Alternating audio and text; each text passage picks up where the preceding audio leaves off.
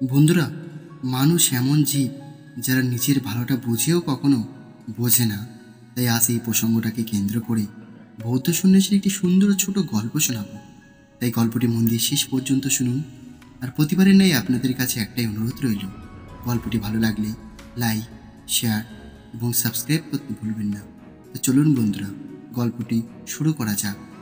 একদিন বৌদ্ধ সন্ন্যাসীর একটি শিষ্য বৌদ্ধ সন্ন্যাসীকে প্রশ্ন করলেন, গুরুদেব, মানুষ এমন জীব যারা নিজের ভালোটা বুঝেও কখনো বোঝে না, কেন? মানুষের জীবন এত জটিল কেন? এই প্রশ্ন শুনে বৌদ্ধ সন্ন্যাসী একটু হাসলেন আর বললেন, আজ আমি তোমাকে একটি গল্প শোনাবো, আর এই গল্পটির মাধ্যমে তুমি তোমার প্রশ্নের উত্তর পেয়ে যাবে। তাই গল্পটি মন দিয়ে শোনো। এই বলে বৌদ্ধ সন্ন্যাসী গল্প বলতে লাগলেন। সৃষ্টিকর্তা যখন আমাদের এই পৃথিবী পৃষ্ঠে বিভিন্ন পশু পাখি এমনকি মানব জাতিকে সৃষ্টি করছিলেন, তখন তিনি একটি হাস্যকর ঘটনার সম্মুখীন হয়েছিলেন। প্রত্যেকের জীবনের সময়কাল নির্ধারণ করার সময় তিনি যখন গাধা নামক পশুটিকে সৃষ্টি করে এই পৃথিবী পৃষ্ঠে পাঠাচ্ছিলেন, তখন তিনি গাধাকে বললেন, তুই হবি এই পৃথিবী পৃষ্ঠের সবচেয়ে বোকা প্রাণী। তোর মাথায় বিন্দুমাত্র বুদ্ধি থাকবে না, আর তুই সারা জীবন মানুষের বোঝা বয়ে বেড়াবি, শুধুমাত্র সারা জীবন কঠোর পরিশ্রম করেই যাবি, আর তোর আয়ু দিলাম দীর্ঘ 50 বছর।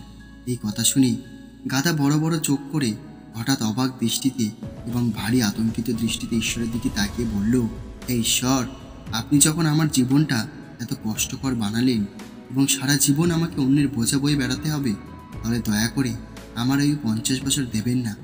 এত বেশি আয়ু নিয়ে আমি সারা জীবন কষ্ট করে বেড়াতে চাই না। দয়া করে আপনি আমার আয়ু 20 বছর করে দিলে খুবই উপকৃত হব।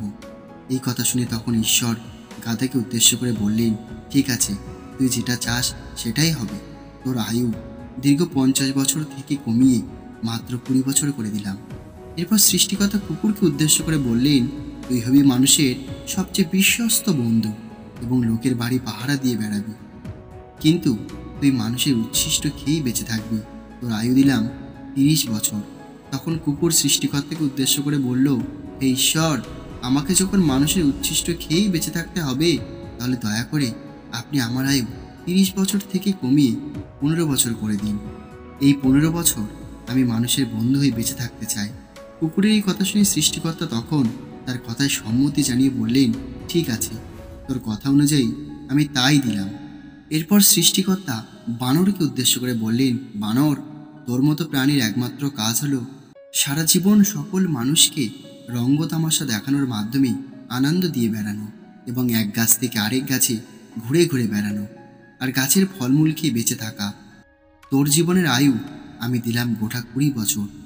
এই কথা শুনেই সেখানে উপস্থিত বানর প্রায় কাঁদো কাঁদো চোখে ঈশ্বরকে উদ্দেশ্য করে বলল, হে প্রভু, সারা জীবন যখন মানুষকে রঙ্গ তামাশা দেখিয়ে যেতে হবে এবং এক গাছ থেকে আরেক গাছে ঘুরে ঘুরে বেড়াতে হবে, তাহলে আমার আয়ু দয়া করে দীর্ঘ 20টা বছর দেবেন না। এই দীর্ঘ 20 বছর কাটানো আমার পক্ষে খুবই কষ্টদায় হয়ে উঠবে। এইভাবে আপনি দয়া করে আমার আয়ু কমিয়ে 10 বছর করে দিন। এই 10 বছর ধরেই আমি না হয় মানুষকে রঙ্গ তামাশা দেখিয়ে যাব এবং এক গাছ থেকে আরেক গাছে ঝুলে ঝুলে বেড়াবো। বানরের কথা শুনে ঈশ্বর বানরের কথায় রাজি হয়ে গেলেন এবং তার আয়ু কমিয়ে 20 বছর থেকে 10 বছর করে দিলেন। এরপর সেখানে উপস্থিত মানুষকে উদ্দেশ্য করে বললেন, হে মানব, তুমি হবে আমার দ্বারা সৃষ্ট সবচেয়ে মহান জীব। জ্ঞান, বুদ্ধি, বিচক্ষণ সব দিক থেকেই তুমি হবে সর্বশ্রেষ্ঠ। এই কথা শুনে তো সেখানে উপস্থিত মানুষ আনন্দে আত্মহারা হয়ে পড়ল। তখন ঈশ্বর আবারও মানুষকে উদ্দেশ্য করে বললেন, তোমার জীবনের আয়ু দিলাম আমি গোটা 20 বছর। কিন্তু মানুষকে দেওয়া ঈশ্বরের 20টা বছর তার মোটেও পছন্দ হলো না। তখন ঈশ্বরের কথায় আপত্তি জানিয়ে মানুষ বলল, হে ঈশ্বর, আমাকে যখন আপনি শ্রেষ্ঠ জীব হিসেবে গণ্য করলেন এবং সব দিক থেকে আমাকে মহানভাবে সৃষ্টি করলেন, তাহলে দয়া করে আমাকে এত কম আয়ু দেবেন না। আমি এত সুন্দর জীবন নিয়ে মাত্র 20 বছর বেঁচে থাকতে চাই না।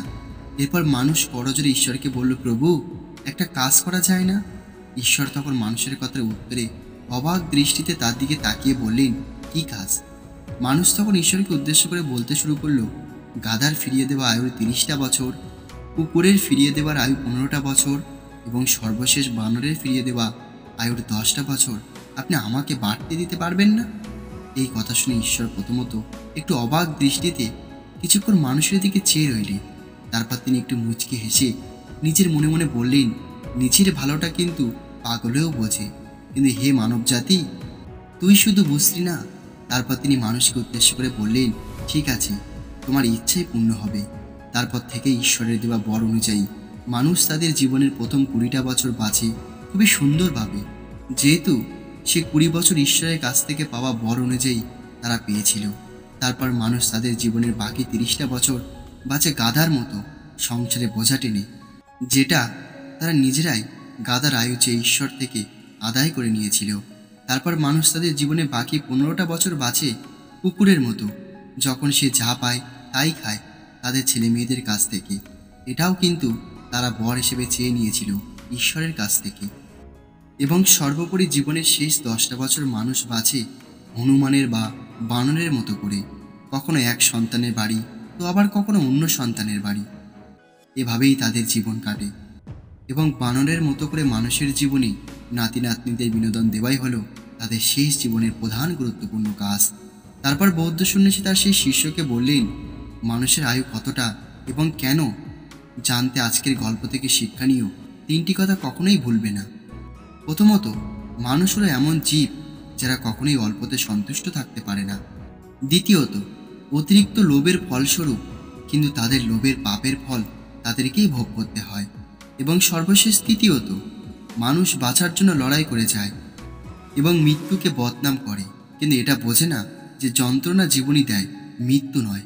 তো বন্ধুরা, আশা করি এই ছোট্ট গল্পটি থেকে আপনি কিছু শিখতে পেরেছেন। আর আপনি যেটুকুই শিখেছেন তা কমেন্ট করে অবশ্যই আমাদের জানাবেন। আর গল্পটি ভালো লাগলে লাইক, শেয়ার এবং সাবস্ক্রাইব করতে ভুলবেন না। আর গল্পটি শেষ পর্যন্ত শোনার জন্য আপনাদের অসংখ্য ধন্যবাদ জানাই।